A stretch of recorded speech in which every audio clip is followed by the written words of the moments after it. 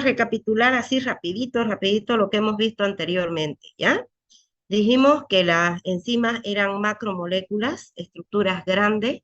Químicamente, su origen químico es que las enzimas son proteínas.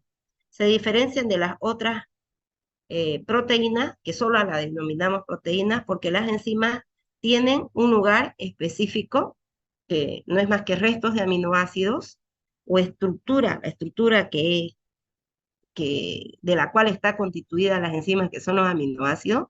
Esos aminoácidos son capaces de poder unirse al sustrato, ya sea por ajuste inducido o por modelo, la llave y cerradura, ¿se acuerdan? Entonces, y realizan la catálisis enzimática. ¿En qué lugar? Ese lugar específico se denomina sitio activo, sitio catalítico o sitio del sustrato, también se denomina, donde la enzima se une al sustrato de forma transitoria. Las enzimas son catalizadores biológicos que aceleran la velocidad de la reacción sin formar parte del producto final, ni tampoco formar parte o desgastarse en ese proceso, ¿no? Acelera millones de veces las reacciones químicas, muchísimas veces. A ver, ¿qué más dijimos? Generalmente las enzimas suelen tener el nombre de su sustrato, pero con la terminación asa. Por ejemplo, enzimas hidrolíticas como la lactasa actúan sobre la lactosa, ¿no? Rompen ese enlace glicosídico. La sacarasa actúa sobre la sacarosa, la milasa sobre el almidón, la ureasa sobre la urea y así sucesivamente. Otras tienen nombre así ya que se les ha dado un nombre arbitrario, pero se les ha dado hace tanto tiempo que se la sigue nombrando como la milasa salival, la tripsina, quinotripsina, pepsina, etc. Bueno, y hay enzimas que actúan solas, así sin necesidad como las liasas y las hidrolasas, pero hay otras enzimas que necesitan necesariamente de estar unidas con coenzimas que pueden ser de origen nucleotídico, como la nicotina adenin dinucleótido, el rabin adenin dinucleótido, o como por ejemplo las vitaminas, ¿no? Las vitaminas del complejo B, la tiamina, la piridoxina para el piridoxalfato, etc.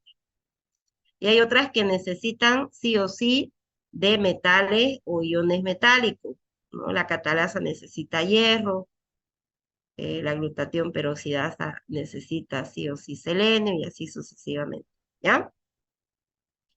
Bueno, ahora, las enzimas se encuentran, dijimos que no se van a formar al azar o están distribuidas al azar, sino que quienes controlan su síntesis y su correcta eh, ensamblaje de la proteína son nuestros genes, nuestros ácidos nucleicos, ¿ya?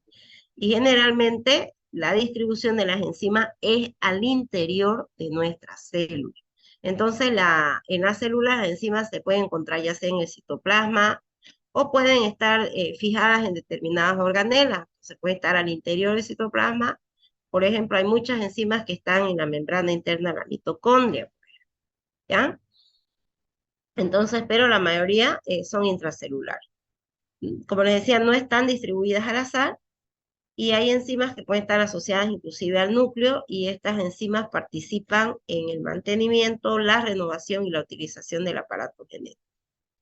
Ahora, muchas enzimas que se encuentran a nivel de la matriz mitocondrial o en las membranas internas de las mitocondrias cumplen determinadas funciones. Las que están en la matriz mitocondrial, esas están relacionadas con la producción de energía o con reacciones oxidativas. Membrana interna de la mitocondria, por ejemplo, con la cadena respiratoria, la fosforilación del, del ATP, y en la matriz mitocondrial, con la formación de energía, por ejemplo, ahí se lleva a cabo el ciclo de Krebs. Ahora, las enzimas que están asociadas a los ribosomas, estas sí o sí favorecen a la biosíntesis de las demás proteínas. Las enzimas que se encuentran en los microsomas son un grupo de enzimas que están asociadas a una determinada fracción de partículas del homogenizado hepático, y estas enzimas intervienen en el metabolismo de muchos fármacos. Las que se encuentran en los lisosomas van a contener, o en los lisosomas contienen enzimas que pueden catalizar la destrucción hidrolítica de materiales que la célula ya no necesita, lo que ya se tiene que descartar. Y las enzimas responsables de la biosíntesis de ácidos grasos se encuentran a nivel de citoplasma, así como las enzimas que se necesitan para la degradación de la molécula de glucosa vía la glucólisis también se encuentran al interior del citoplasma celular. Entonces podemos encontrar las enzimas ya sean a nivel del citoplasma, por ejemplo, las que llevan a cabo la beta oxidación de los ácidos grasos o la vía de la glucólisis. Otras dijimos que se pueden encontrar en la matriz mitocondrial. Estas aquí principalmente, aquí se va a llevar a cabo el ciclo de Krebs. En la membrana interna de la mitocondria ya son complejos multienzimáticos donde se va a llevar a cabo la cadena respiratoria y la fosforilación oxidativa. Hay otras que pueden participar en los peroxisomas, por ejemplo, la catalasa, esta es importante, es una enzima óxido-reductasa eh, que ayuda en el desdoblamiento del peróxido de hidrógeno a agua y oxígeno.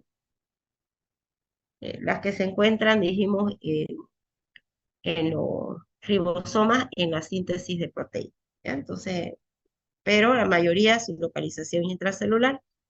Entonces, ¿dónde ejercen su función? Dentro de la célula, ¿ya? Algunas sí se pueden encontrar ya a nivel del plasma, en otros líquidos, y estas generalmente quedan ciertas cantidades que son pequeñas, y generalmente es cuando ya se está eliminando esa enzima y muy pocas que vayan a ejercer una función a nivel plasmático. Entre las que pueden ejercer una función a nivel del plasma son la lecitina, colesterol, aciltransferasa y la lipasa lipoproteica. Ahora, hay enzimas que se encuentran formando estos sistemas multienzimáticos, y estos son complejos que están organizados o constituidos por varias enzimas que son diferentes, pero sus acciones se complementan. Mejor aquí con el ejemplo. Miren, esto lo vamos a ver a detalle, solamente es para que entiendan que pueden estar las enzimas formando complejos multienzimáticos, pero esto lo vamos a ver después, paso a paso, cuando veamos cadenas respiratorias o transporte de electrones. Esta es una mitocondria, esta es la membrana externa, este es el espacio intermembrana, la membrana externa, la membrana interna de la mitocondria, y aquí estaría la matriz mitocondrial. Entonces, anclados en la membrana interna de la mitocondria tenemos varios complejos multienzimáticos. ¿Qué van a hacer estos complejos multienzimáticos? Encargarse del transporte de electrones, ¿ya? Y a nivel de la cadena respiratoria, al final se llega a formar agua. Eso es lo que tendría que formarse adecuadamente, ¿no? Pero ya les dije hoy, ayer cuando pasamos clase, somos seres aeróbicos, pero siempre pagamos el precio que igual que se tienen que formar agua, a veces no logra formarse y se forman productos parciales que se denominan radicales libres. Por ejemplo, pueden formarse el oxígeno singlet, el peróxido de hidrógeno, el oxidrilo, ¿ya? O sea, esas sustancias que vendrían a ser tóxicas para la célula. Al igual que como somos seres aeróbicos, tiene que llevarse a cabo el transporte de electrones. De este complejo multienzimático se tiene que transportar los electrones al siguiente, para que al final se llegue a formar agua, pero a su vez que se está transportando los electrones, fíjense que va saliendo al espacio intermembrana protones, los que tienen carga positiva. Esto de acá se acopla aquí a este complejo multienzimático que sirve para, que da la energía necesaria para que el ATP sintasa permita que pase y al final el ADP se une al fósforo inorgánico y me forma ATP, que esta vendría a ser la fosforilación oxidativa. Ya, esto lo vamos a ver a detalle más adelante. Solamente aquí lo que se quiere indicar es que hay complejos multienzimáticos que están anclados, son diferentes, ¿ya? Pero se complementa su función, que es la de transportar los electrones. Bueno. Ahora, la actividad de una enzima puede determinarse midiendo la cantidad del producto que se forma, o sea, midiendo la cantidad del producto formado, midiendo la cantidad de sustrato que se consumió en un determinado tiempo y cuando se mezclan los factores requeridos para esa determinada reacción. Ahora, la determinación de esa actividad guarda la relación con la cantidad de enzimas presentes y esta no va a ser significativamente influida por los cambios producidos en la mezcla durante la reacción. Cuando se mide la velocidad inicial, es decir, cuando la cantidad de sustrato utilizado es aún insignificante en relación con el total presente en la mezcla. Ahora, se acepta como velocidad inicial la determinada antes que el consumo de sustrato haya alcanzado el 20% del total originalmente presente, pero es preferible fijar un límite más bajo, alrededor del 5%. ¿Ya? Entonces, en realidad, la cantidad de enzima generalmente se la va a utilizar con estos mm, valores, se los va a medir en unidades internacionales por litro, o puede ser otra, unidades internacionales por ml. Y ahí eso nos dan el dato. Ahora esta medición siempre se trabaja en condiciones definidas de pH, temperatura, ¿ya? Aquí como dato un micromol es igual a 10 a la menos 6 mol. En este caso sería por sobre litro, ¿no? Ahora, los factores que modifican la reacción de la enzima son estos cuatro, ¿ya? La velocidad de una reacción mediada por enzima está influenciada por la concentración de enzima, por la concentración del sustrato, por la temperatura y por el pH del medio. Generalmente, la temperatura, dijimos, la mayoría de las enzimas, por no decir todas, trabajan a una temperatura corporal. La temperatura ideal es 37 grados, ¿no ves? Si bajamos la temperatura, la velocidad va a ser mínima.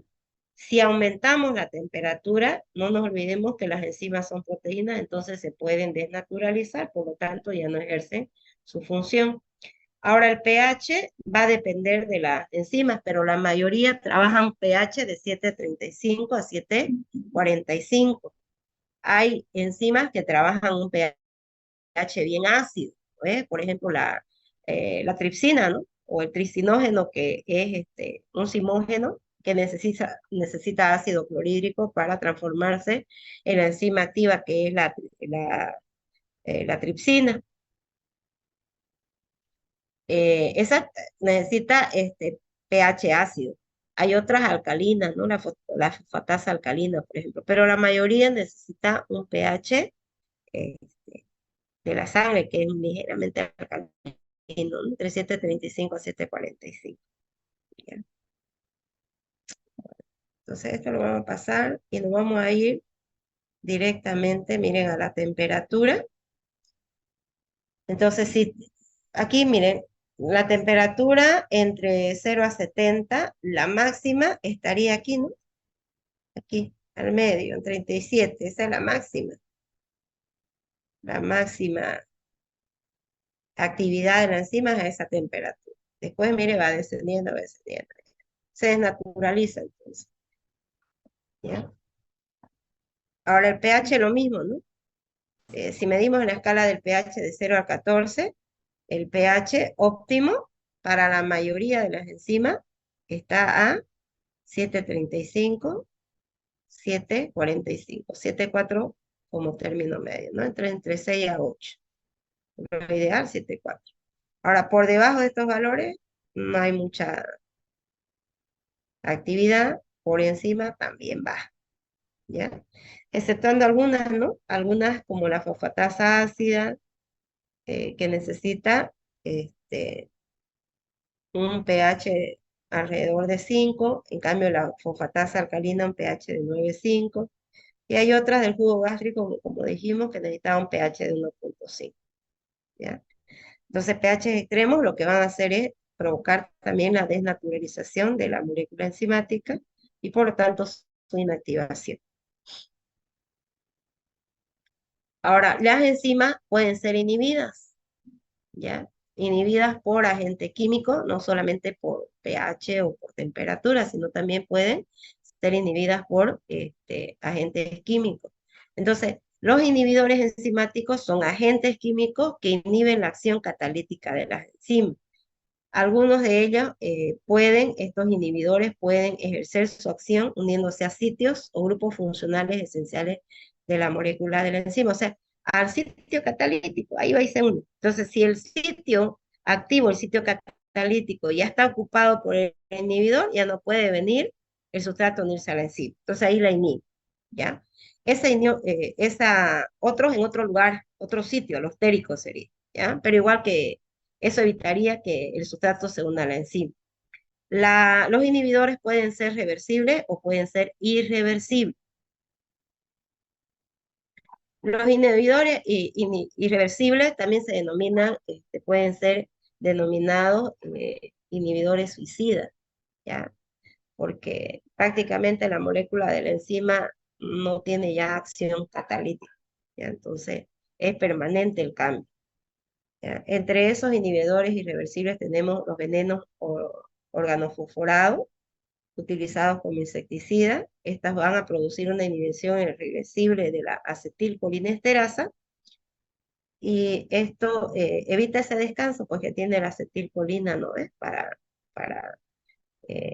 como que se acelera la sinapsis todo el tiempo, todo el tiempo, todo el tiempo, y entonces no hay ese descanso, por lo tanto, entonces ahí deja de funcionar las enzimas determinadas, ¿ya? Entonces esa molécula que está alterada, en otras palabras la enzima, eh, porque el inhibidor se ha unido a su sitio activo, ya no recupera su actividad normal. Entonces, como dijimos, los inhibidores suicidas. Los inhibidores suicidas son sustancias que por su semejanza estructural al sustrato ocupa el sitio activo, como les decía, ¿no? Ese sitio importante, y bueno, transforma ya, la enzima ya no se puede unir más al sustrato, ¿ya? Entonces, estos inhibidores tienden a formar uniones covalentes con la enzima y bloquean irreversiblemente el sitio activo. En otras palabras, como si la enzima se hubiese suicidado. Por eso se denominan inhibidores suicidas, ¿ya? Ahora, podemos utilizar también esto para beneficio de nuestro organismo, y se los utiliza en fármacos, en muchos fármacos. Por ejemplo, el alopurinol es un fármaco que se utiliza en el tratamiento de la gota. Este fármaco lo que hace es inhibir la enzima xantina oxidasa. Esta enzima xantina oxidasa es la que permite la formación de ácido úrico, ¿no? Y cuando el ácido úrico está muy elevado, puede acumularse en las articulaciones y produce un dolor insoportable en los pacientes. Entonces, para eso se utiliza el alopurinol, ¿ya? Los inhibidores reversibles pueden ser de tres tipos: los que compiten con el sustrato, los que no compiten, y bueno, los que van y se unen a otro sitio y son anticompetitivos. Pero igual no, o sea, no permiten que haya la catálisis enzimática, ¿ya? Pero si puede separarse del el inhibidor de la enzima y bueno, ya después de que se ha separado, puede la enzima unirse al sustrato. Por eso se dice reversible. Los competitivos tienen una similitud estructural con el sustrato y compiten con el sitio activo. Sí, miren, acá tenemos, este es el sitio activo, aquí tengo el sustrato y aquí tengo el inhibidor. Entonces, bueno, si el inhibidor llega primero, ya no puede el sustrato unirse a la enzima y formar el complejo enzima-sustrato, ¿no? Que es la catálisis enzimática. Cuando el sustrato sí se puede unir, entonces forma el producto, pero si el inhibidor viene, pues compite, ya no, el sustrato no se puede unir, ¿no? Este inhibidor se fija al centro activo de la enzima libre, ¿no? Y así impide la fijación del sustrato. Ya. Los inhibidores no competitivos son estructuras, en este caso ya no son similares al sustrato y ya no se unen al sitio activo, sino a otro lugar, ¿ya? Pero esa unión impide que el sustrato se una a su enzima, ¿ya? Miren aquí, este es el sitio activo.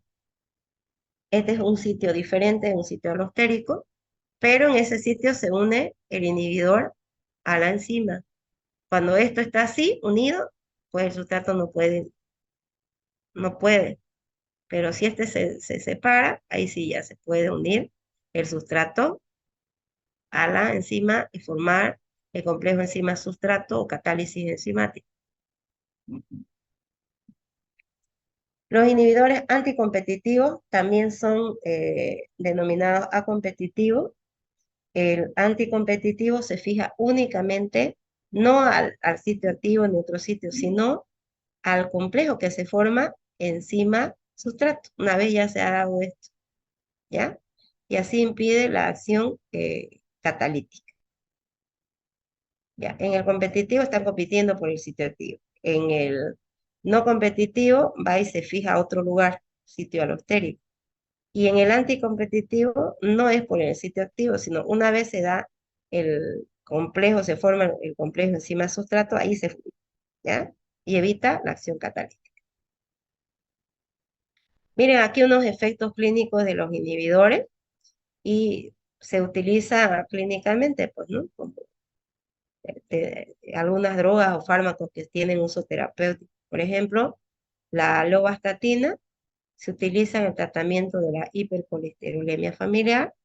eh, la enzima que está afectada es la gamma-glutamil o enzima reductasa y la lovastatina es un inhibidor competitivo.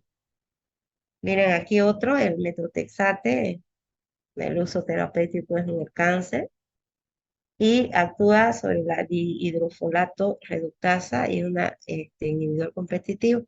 Y aquí lo que les decía del alopurinol, miren la aspirina también, el ácido acetilsalicílico, es un antiinflamatorio, lo que va y inhibe es la ciclooxigenasa y su acción es irreversible para evitar la inflamación, ¿no? Y el alopurinol en el tratamiento de la gota actúa sobre inhibiendo la enzima xantina oxidasa. Esta enzima es un inhibidor suicida, ¿no? De acción irreversible, ¿ya? Aprendan bien este cuadrito, es importante, ¿ya? Bueno, ahora la regulación de la actividad enzimática puede estar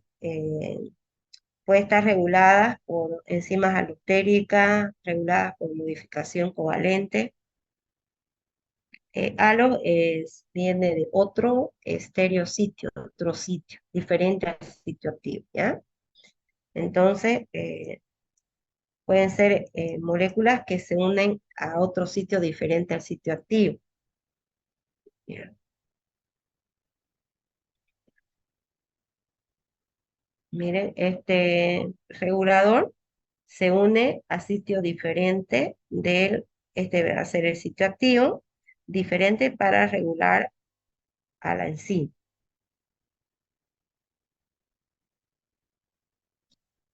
Ahora pueden ser, estos pueden ser activadores y otros inhibidores. Cuando se une, entonces puede llevarse a cabo la unión de la enzima al sustrato, y si es un inhibidor, pues la unión de este inhibidor o este inhibidor alostérico impide,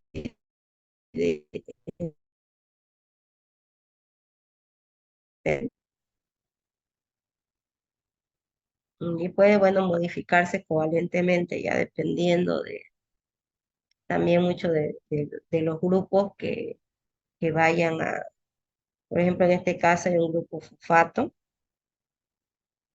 y la enzima que no ha sido fosforilada, pues no está activada, ¿ya? Y la enzima fosforilada, sí, bueno, se activa para que pueda unirse al sustrato. Bueno, ahora, esto ya lo han repasado ustedes con sus compañeros en las diferentes exposiciones, cuando vimos enzimas de interés clínico, ¿ya? La, las enzimas de interés clínico es importante porque nos permiten coadyuvar al diagnóstico clínico para detectar muchas enfermedades. Sabemos que las enzimas se secretan al interior de nuestra célula. Siempre va a haber un remanente en sangre, pero cuando el órgano está intacto, está sano, entonces el remanente en sangre va a ser poco, ¿no es? Pero ¿qué pasa, por ejemplo, en el tejido hepático, que se secretan las transaminasas, ¿no es? Entonces, su valor de referencia en sangre es bajo, menor a 35 unidades internacionales por litro. Pero ¿qué sucede cuando el hígado está atacado por un virus, por ejemplo? En el caso de una hepatitis, va a haber inflamación, va a haber destrucción del tejido, de la célula, y liberación de esas enzimas que deberían estar en el tejido hepático. Va a haber una liberación a nivel sanguíneo. Entonces, ese es un papel clínico, nos ayudan en la determinadas, para diagnosticar determinadas enfermedades, ¿ya? Bueno, entonces el aumento de la actividad enzimática en el plasma o en otros líquidos nos pueden indicar que hay una necrosis, porque hay una destrucción celular, ¿no es? Por ejemplo, en el infarto agudo de miocardio, ¿qué se eleva? ¿Qué enzimas se pueden elevar? CPK, ¿no es? MB, otras proteínas, la mioglobina, se puede elevar la troponina, ¿se acuerdan? En las hepatitis, ¿qué? Las transaminasas, porque hubo aumento de la permeabilidad. Por ejemplo, en un tejido con neoplasia, en cáncer, hay una sobreproducción, entonces puede haber mayor cantidad también de enzimas a nivel plasmático, porque no se eliminan normalmente, una oclusión, por ejemplo, no se va a eliminar normalmente, o porque hay un incremento de células inflamatorias, ¿ya? A ver, mm, de acá, en las células,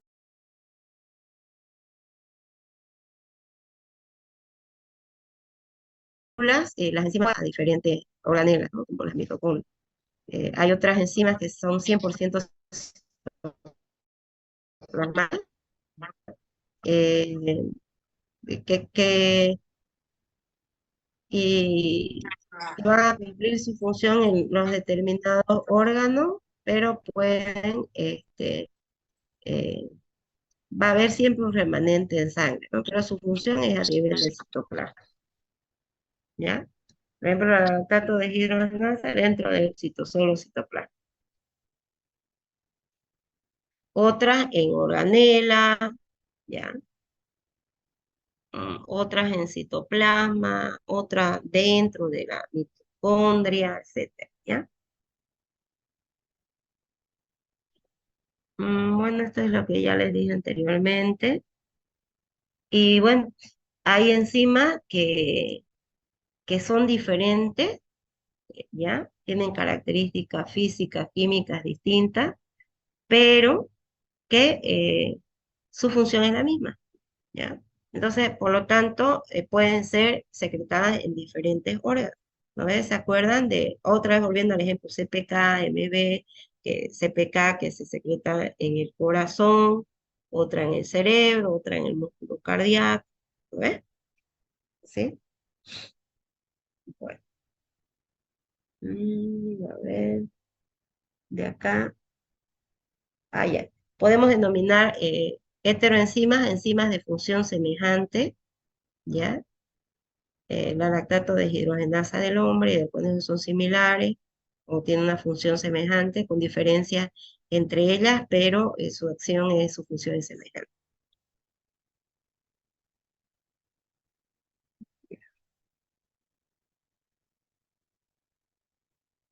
Ahora, las enzimas plasmáticas se clasifican de acuerdo a Ucher en tres grandes grupos.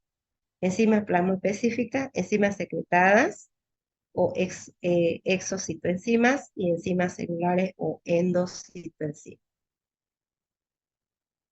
Las plasmoespecíficas serían las enzimas que tienen su lugar de acción a nivel del plasma, ¿ya? Son sintetizadas en determinados tejidos, pero se vierten a la sangre activamente porque ahí es donde cumple su determinada función, ¿ya? Por ejemplo, el plasminógeno, lipoproteína lipasa, ¿ya? Hay otras que están sintetizadas fundamentalmente en el hepatocito, pueden ser activas en el plasma, ¿ya?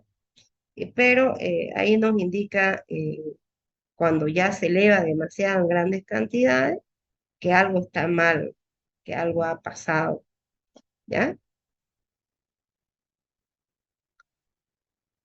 Bueno, miren las específicas del plasma, ceruloplasmina, lipoproteína lipasa, pseudopolinesterasa, etc. Ahora, otras de secreción, amilasa pancreática, se secretan en el páncreas exócrino, pero su función, ¿dónde se eleva? ¿Dónde va a elevarse a cabo? A nivel del intestino, ¿no?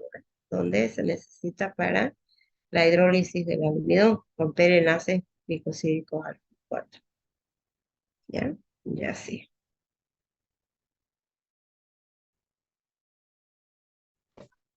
Otras son secretadas por glándulas o tejidos muy especializados, pero su lugar de acción no está ahí donde se secretan, sino en otras, ¿no?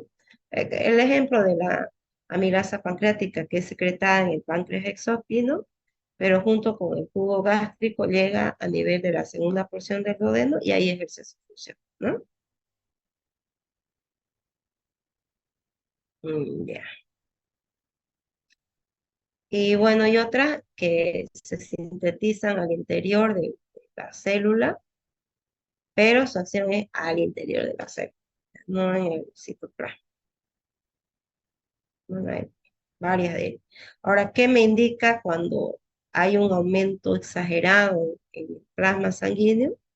Que algún órgano donde se secreta esa enzima está dañado, pasa algo, ¿ya? Con ese órgano.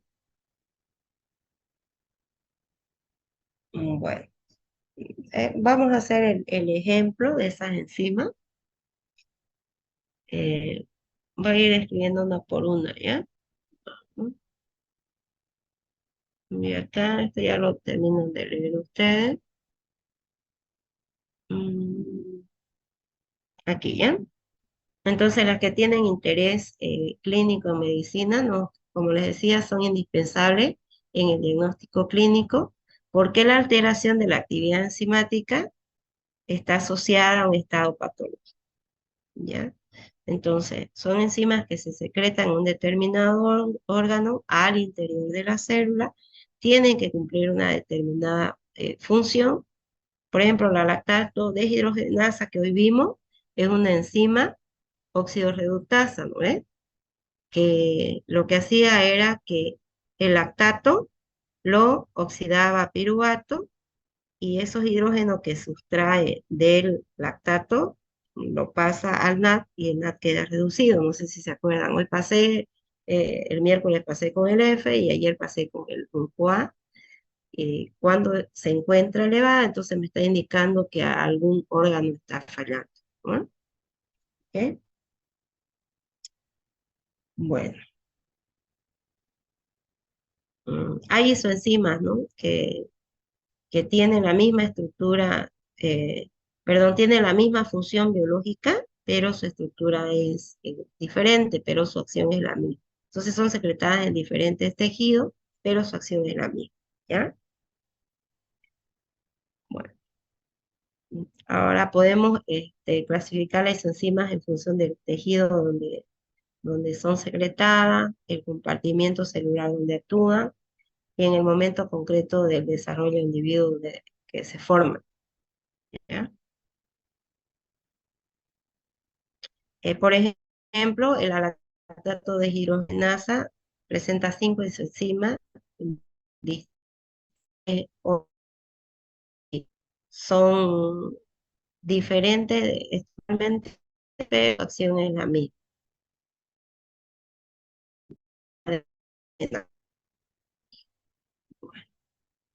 ¿No es? Sí, isoenzima y hay varias unidades, ¿no? Está la lactato de hidrogenasa 1 en el corazón, la 2 igual, la lactato de hidrogenasa 3 en riñón pulmón, la 4 en hígado y la 5 también en hígado, ¿ya? Esta generalmente no es un medidor muy específico, ¿ya? En este caso se la utilizaría porque como se secreta en tantos órganos, entonces no es un medidor específico. En el caso de la creatinfosfoquinasa, hay 3 isoenzimas, así con estas, ¿no? La BB, que es predominantemente en cerebro, MB en músculo cardíaco y la MM en músculo esquelético. Entonces, en un infarto agudo de miocardio, generalmente se puede medir la CPK total o sea, parte de esa, sí o sí, la MB específica de músculo cardíaco. Y junto entonces con la clínica, que sería un dolor precordial que el paciente presenta, un dolor que se irradia, opresivo, con sensación a muerte que tiene el paciente, entonces ahí se puede no solo enzimas, sino también mioglobina, la troponina, etcétera. ¿Ya? Ya, bueno. Entonces, las enzimas que se utilizan en el diagnóstico son enzimas intracelulares cuya concentración en el plasma es muy baja, normalmente, ¿ya? La presencia de niveles elevados de enzimas en el suero, o sea, en nuestro plasma sanguíneo, nos está indicando que hubo una lesión, muerte celular, una inflamación o algo pasó en el órgano donde generalmente se secreta esa enzima, ¿ya? Ahora, la cantidad de actividad enzimática medible depende de su liberación al medio, la estabilidad de la enzima y de la velocidad de su eliminación. Por ejemplo, si una enzima tiene su vida media de 24 horas, no puedo medirla después de 48, ¿no es? Porque seguro va a estar baja y ya no me va a servir. Entonces tendría que medirla dentro de esa hora. Ahora, si además em, sus niveles o sus picos altos lo alcanza a las 6 horas, entonces lo mejor es que lo mida eso, ¿no? Esa determinada, en esas 6 horas, porque va a estar elevado, ¿ya? ¿Ok? Mm, Bueno, entre las más importantes, bueno, hay varias. Todas estas las han visto con su compañero, les han explicado. Ahora vamos a hacer solamente un pequeño repasito, ¿ya? Entre esas tenemos la alanina aminotransferasa, partato aminotransferasa. Estas generalmente le decimos transaminasa. ¿Se acuerdan? Estaban en el grupo 2, ¿no? En la clase 2, porque son transferasas. La creatin fosfoquinasa, fosfatasa alcalina, la fosfatasa ácida, gamma glutamil transpeptidasa, por ejemplo, en pacientes alcohólicos, importante la medición.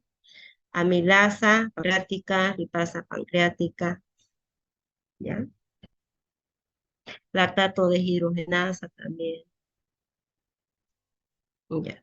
La alanina aminotransferasa también es denominada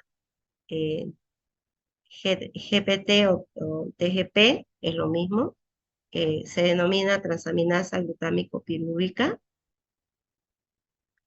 Su función es que sea del alanina al ácido alfa-cetoglutarato y aquí para llegar a formar ácido, formando piruvato y ácido glutámico. Entonces, lo que transfiere es el grupo amino, ¿no? De la alanina al ácido alfa-cetoglutarato, lo que transfiere es el grupo amino. Es lo mismo que el aspartato, ¿ya? Su localización es el citoplasma, valor de referencia es menor a 35 unidades internacionales por litro, y bueno, se aumenta en shock, en hepatitis, pero ese aumento no es de 2, 3 veces, puede aumentarse 100 veces más, 200, 300, 1000 veces más, elevadísimo. Por ejemplo, puede verse valores de 2000, 3000, cuando es menor a 35, ¿ya? Entonces hay un aumento importante o elevado en hepatitis y en shock. Hay un aumento moderado en cirrosis hepática, mononucleosis, en ictericia también. Ahora, ¿en qué caso es importante medir la alanino-aminotransferasa?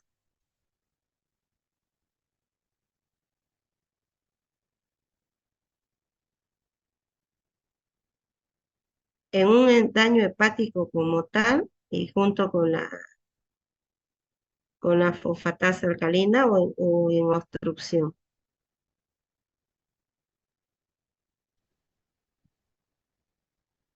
Daño hepático. ¿Sí, no, La fosfatasa alcalina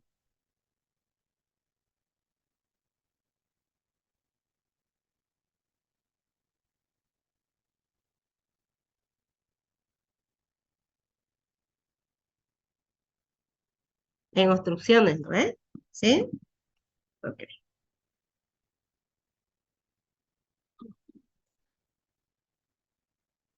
Mira, esta es la distribución. Puede haber en varios lugares, pero donde es más importante es en el tejido hepático, ¿ya?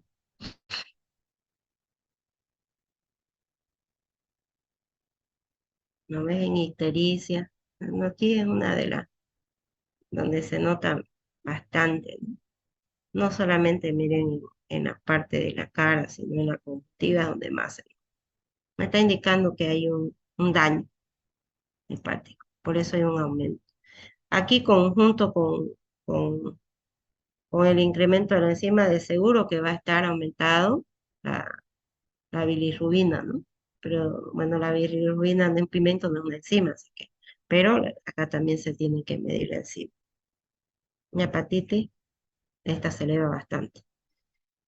La aspartato aminotransferasa cataliza la transferencia del grupo del amino, ¿se acuerdan? Del ácido aspartico al ácido alfa-cetoglutárico para formar oxaloacetato y ácido glutámico. Eso es lo que está transfiriendo el grupo amino. Y ahí dice, ¿no? Aspartato, amino, está transfiriendo el grupo amino, transferasa. Se localiza en el citoplasma y también en la mitocondria de la célula, principalmente, bueno, en varios tejidos, principalmente hígado, ¿eh? También su valor de referencia es menor a 35 unidades internacionales por litro y se aumenta varias veces más su valor en hepatitis, traumatismo, infarto de miocardio, pero bueno, esto ya no es un marcador específico, pero sí del tejido hepático. Puede haber un aumento moderado en cirrosis, mononucleosis, ictericia y hemólisis.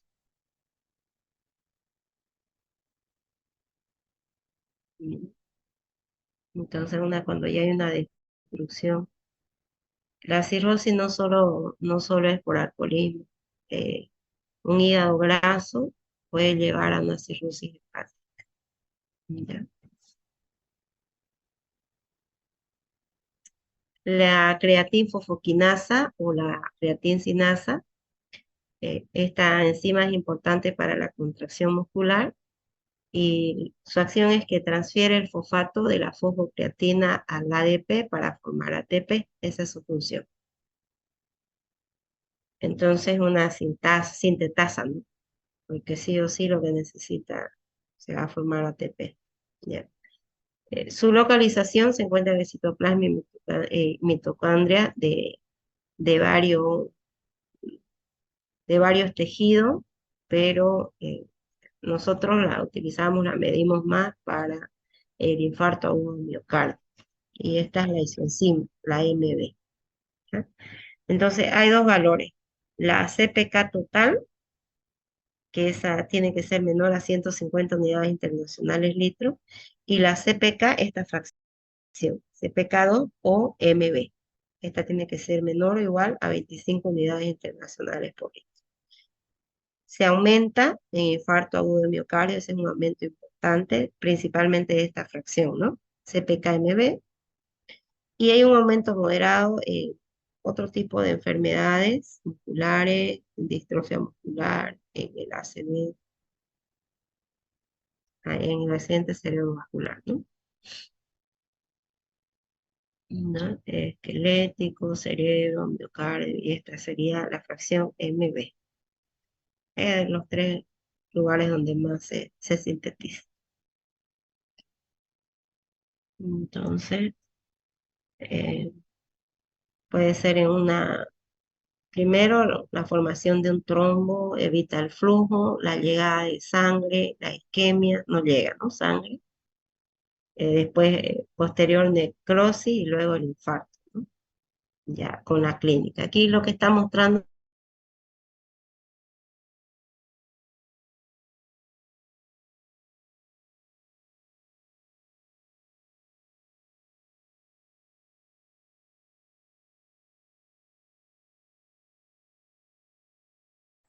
requiere de un pH alcalino y varios cofactores como zinc, magnesio. Está asociada a membrana y su valor de referencia es entre 30 a 120 unidades internacionales litro.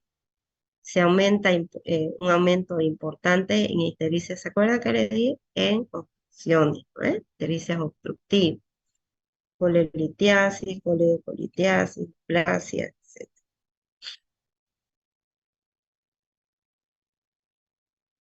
En varios lugares, ¿no?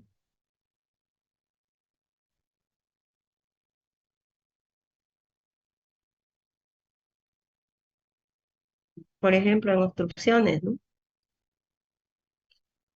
Importante, las coleritiasis también.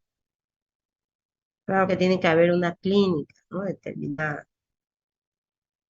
La fosfatasa ácida es una enzima hídrica que cataliza la hidrólisis de ésteres del ácido fólico y requiere un pH de entre 4,7 a 5,5. En cambio, la alcalina, un pH entre 9,5 para cumplir su función.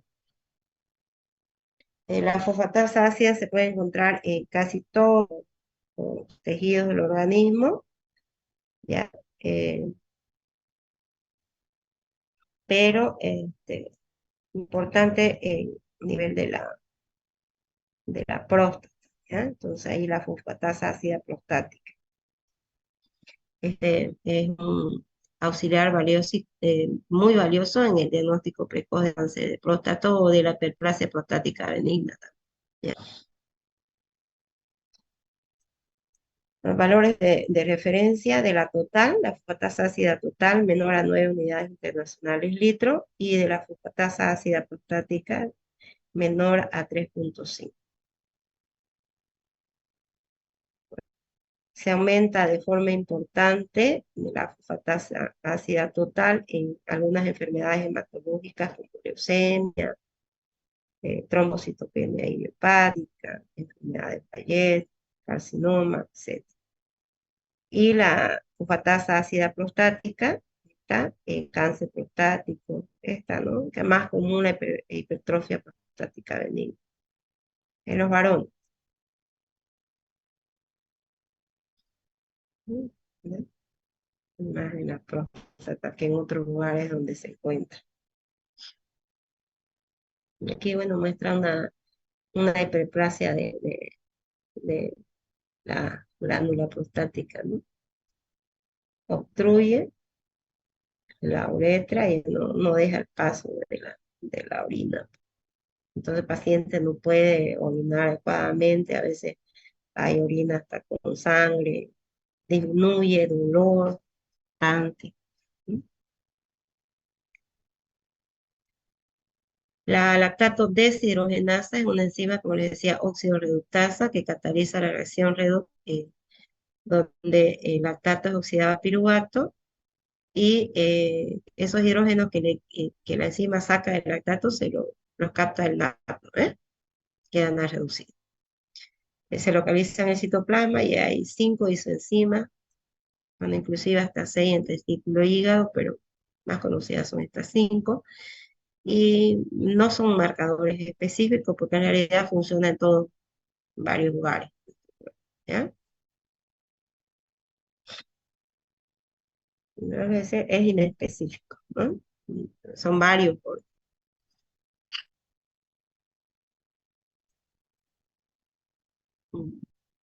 Valores de referencia entre 50 a 150 unidades internacionales litro y hay un aumento importante en el infarto del miocardio, pero recién se eleva entre las 12 y 24 horas después de que se ha producido el infarto y alcanza el pico máximo entre 48 y 72 horas y está elevado por harto tiempo. Entonces, no sería un marcador específico. Si quizás el paciente no lo han llevado a tiempo, después de horas para ver el comportamiento, quizás ahí ya no se puede, pero marcadores más específicos del infarto, la mioglobina, la troponina, ¿no? Marcadores más específicos, la CPK, inclusive. Bueno,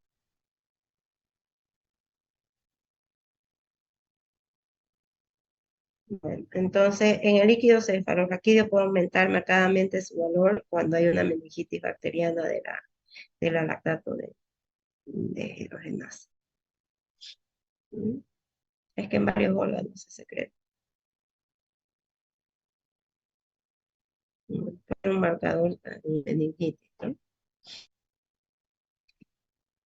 La gamma-glutamil transpeptidasa, esta enzima cataliza la transferencia de grupos glutamil de carbonos terminales de unos péptidos a otros aminoácidos. Esta enzima es importante en el metabolismo de glutatión y la absorción de aminoácidos y en la antioxidación también de varios compuestos químicos. Se localiza en membrana y citoplasma.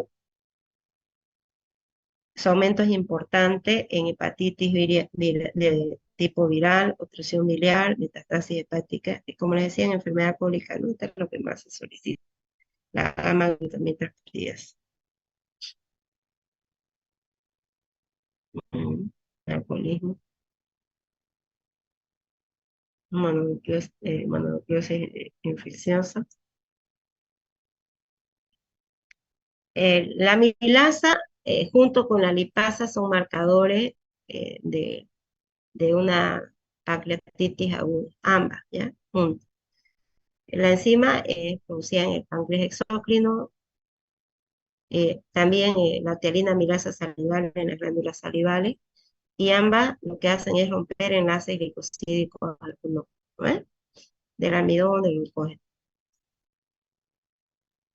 Se localiza en el páncreas, en hígado, intestino delgado, igual, pero la mayor producción en el páncreas. El valor de referencia es menor a 120 unidades amilolíticas por decilitro. Y bueno, se eleva en la pancreatitis aguda, pero se eleva, mire, eh, prácticamente más de 3 veces y mucho más. 12.000, estamos hablando de 1.000 veces casi, ¿no? El agudo puede elevarse. De la pancreatitis crónica. La parotiditis no tiene que ser la, la amilasa salival, ¿no? Para la parotiditis.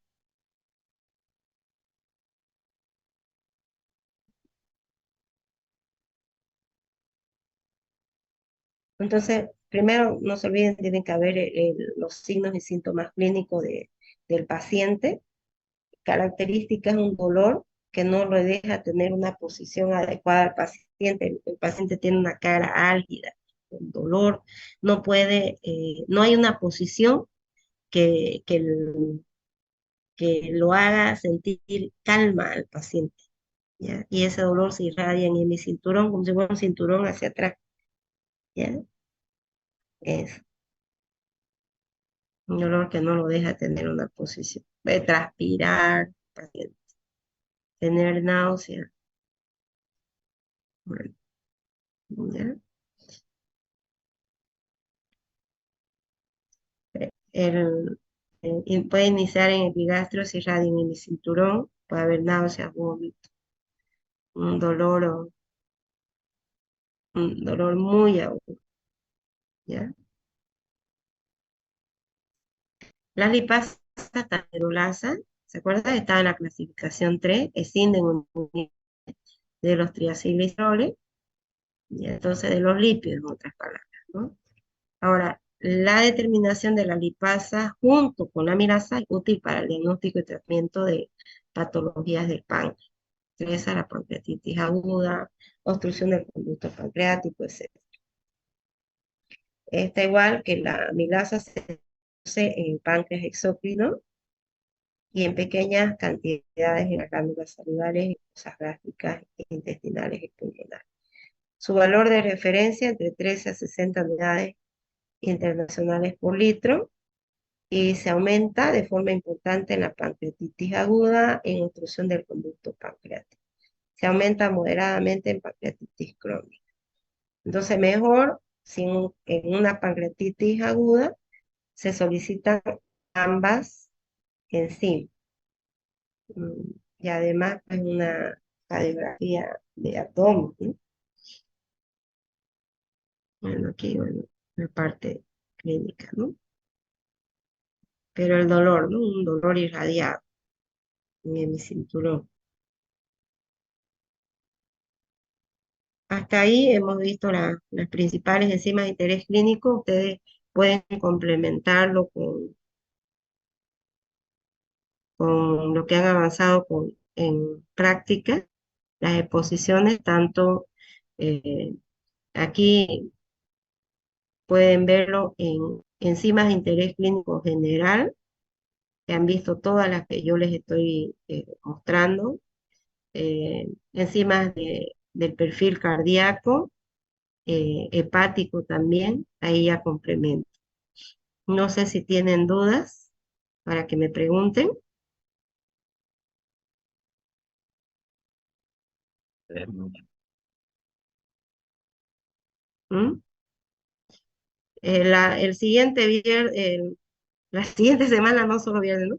La siguiente semana avanzamos ácidos nucleicos, tenemos que concluir, cosa de que nos queden 2 semanas o avanzamos para el tercer parcial, o repasamos, ya vemos, pero la siguiente semana tenemos que terminar para que queden libres ustedes eh, para no estar así a tropezones avanzando para el parcial y el examen práctico. El práctico ya tienen todo.